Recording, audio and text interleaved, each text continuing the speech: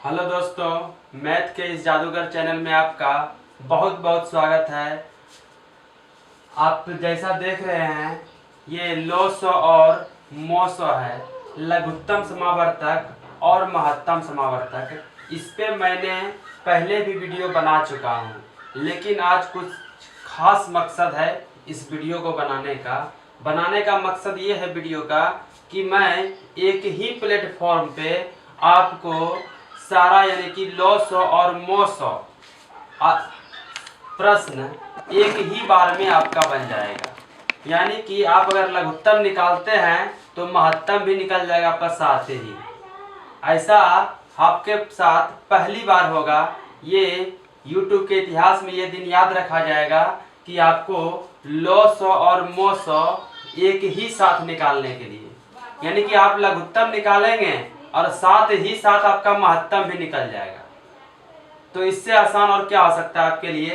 तो ये देखिए, आपको जैसा कि कुछ बेसिक जानकारी है पहले आप ले सकते हैं। लौह मतलब लघुत्तम समावर्तक, मौसौ मतलब महत्तम समावर्तक।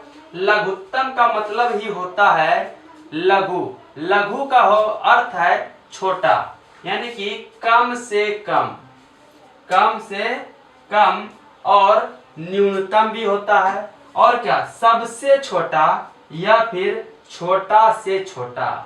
आपको कोई प्रश्न ऐसा मिलेगा कि लिखा रहेगा, उसमें कुछ संख्या दिया रहेगा, कहेगा सबसे छोटी संख्या ज्ञात कीजिए।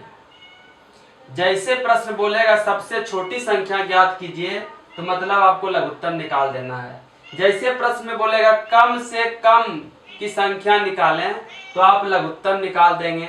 जैसे ही आपको बोलेगा छोटा से छोटा संख्या प्राप्त करें, तो वो संख्या आप क्या निकालेंगे, उसका लघुत्तम आप निकालेंगे।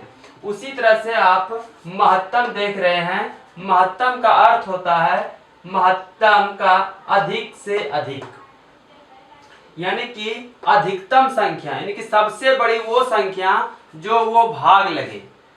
छोटी नहीं, सबसे बड़ी संख्या वो हो जो कि भाग लगे, उसे कहते हैं महत्तम समावर्तक। और लघुत्तम में क्या होता है, सबसे छोटी संख्या वो हो जो इससे भाग लगे।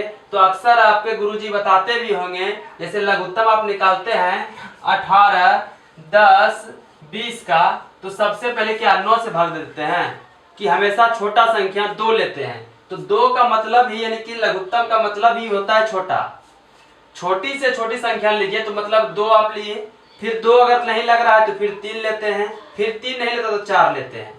और महत्तम में क्या है, वह बड़ी से बड़ी संख्या, वह बड़ी से बड़ी संख्या जो इसमें क्या लग जाए, पूरे तरह से भाग लग जाए, वही इसका क्या होता है, महत्तम होता है। तो हम लोग इसी बात का जानकारी लेंगे, लघुत्तम और महत्तम का। बस प्रश्न में आपको ध्यान ये रखना है, लघुत्तम वहां प्रश्न में आपको डायरेक्टली लिखा नहीं रहता है, वहां पे लिखा रहता है कम से कम, न्यूनतम, सबसे छोटा और छोटा से छोटा आपके लिए प्रश्न में लिखा रहता है।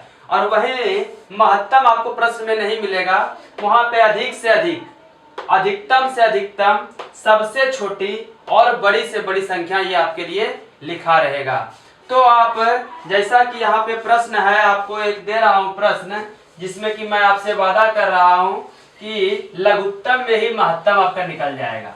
लघुत्तम में ही महत्तम कैसे निकलता है ये देखिए, आप पहली बार आज जानेंगे। और ये मैं खुद के द्वारा, मैं अपने से रिसर्च करके इसको निकाला हूँ। तो देखिए 18, 20 और 15 है। 18, 20 और 15 भी छोड़ दीजिए आप, आपको 15 भी समझ में आएगा धीरे धीरे। पहले 18, 20 और 10 लेते हैं, तो इसका निकालिए पहले लघुत्तम। 2 से 9 बार में 10, 5, अब किससे 5 से 9, 5, 2 और 1, अब तो किसी से नहीं लगेगा। लौह अर्थात 2 गुना 5 गुना 9 गुना 2 गुना 1, तो 9 दूनी 18, यानी कि 180 इसका हो जाएगा। और मौसौ इसका 2 हो जाएगा। डायरेक्ट हम लिख दिए 2 हो जाएगा।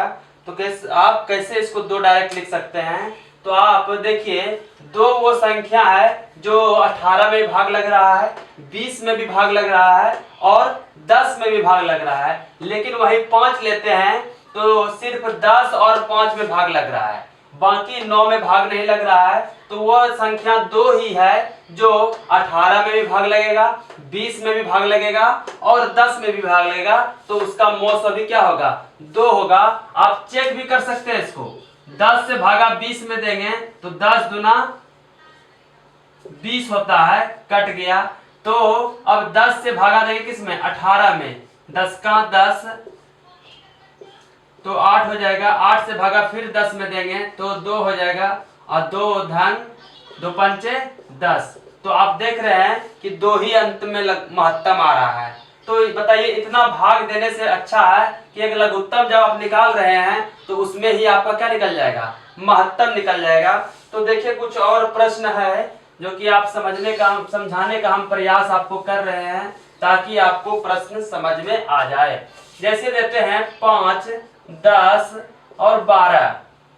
तो ये संख्या देखिए पहले 2 से देंगे तो 5 और 6 हो जाएगा, और फिर 5 से 5, 5, 6। तो इसका लॉस जो हो जाएगा तो 60 हो जाएगा, और मोस इसका क्या हो जाएगा बताइए तो जरा साहब। तो मोस आप जानेंगे, देखेंगे यहाँ पे कि यहाँ 5 में भाग नहीं लग रहा है, 10 में लग रहा है और सिर्फ 12 में लग रहा है। किससे, 2 से।